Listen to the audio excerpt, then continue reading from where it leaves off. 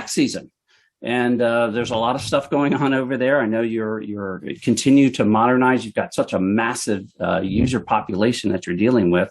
Give us an example. You top line some of these programs you're working on. Give us an example of one. Maybe you can go a little bit deeper on a program you'd like to highlight. Yeah, I'd love to do that. I first want to share that, one of the biggest transformations within the Internal Revenue Service is not about getting to modernization. It's about being a modernized shop and how we work. And we've had lots of program examples. I'll give you a few in a minute. But for me, the greatest success in modernization is driving our culture to a culture of being modernized. We've talked previously in the program about the plumbing. That is not exciting, right? But as a CIO, some of our greatest challenges are to have a current plumbing, a strong foundation, so that we can churn out the services. The IRS IT shop, as you said, Luke, is big. It's moving fast. We make change happen, and we're, in the public eye to support the country.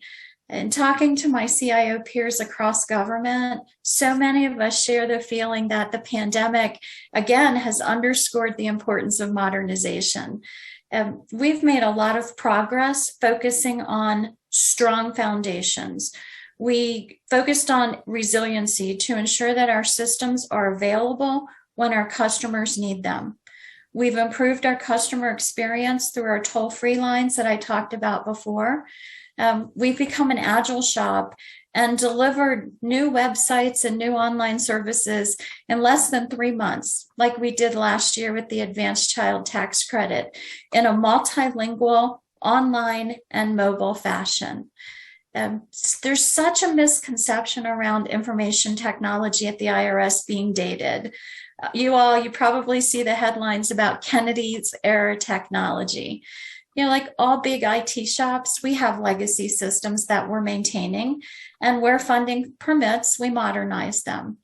While the agency was on the cutting edge in the 60s, or so I'm told, with the adoption of automated data processing and the development of the IMF, we've been accused of being stuck in that era for a long time. I have the pleasure occasionally of visiting our computing centers, mostly giving congressional delegations tours, and you'd be surprised at how modern our computing centers are. And I'd love to come back in a couple of years and tell you that our computing centers have progressed even more with both on-prem and cloud foundations. A couple of years ago, we published our modernization plan, and we outlined lots of initiatives to improve the customer experience. And while we executed on that plan, often replanning with the funding that we received, we delivered a host of other upgrades and new experiences. So, what are we most proud of? The fact that we've been able to continue to deliver more services to our customers while building that strong foundation so that we can genuinely be agile and increase our velocity even before we're asked.